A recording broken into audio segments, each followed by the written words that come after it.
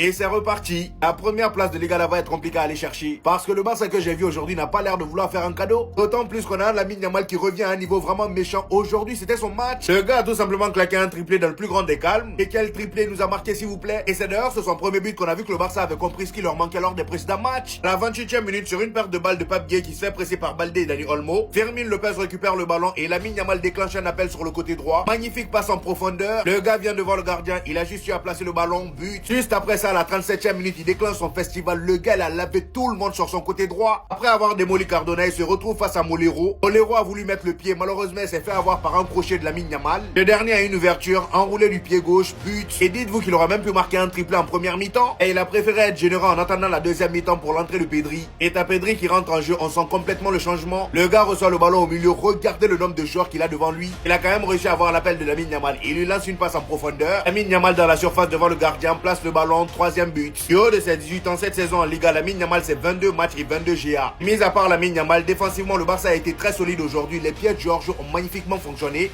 Barça et Eric Garcia ont vraiment été top. Même si je trouve que Baldé de son côté en début de match, il a vraiment perdu beaucoup de ballons. Et franchement, défensivement parlant, il a fait le boulot. Le seul flop pour moi aujourd'hui dans ce match, c'est celui qui fêtait son anniversaire, Ferran Torres. Il a chié encore une fois. Rafinha également a été un peu moyen, mais dans l'effort, il a été présent. Sauf qu'offensivement, il va falloir se réveiller, mon ami. Côté Villarreal, Pape Gueye en deuxième mi-temps a réussi à réduire le score, mais c'était beaucoup trop tard, étant donné que Robert Lewandowski est venu marquer le quatrième but.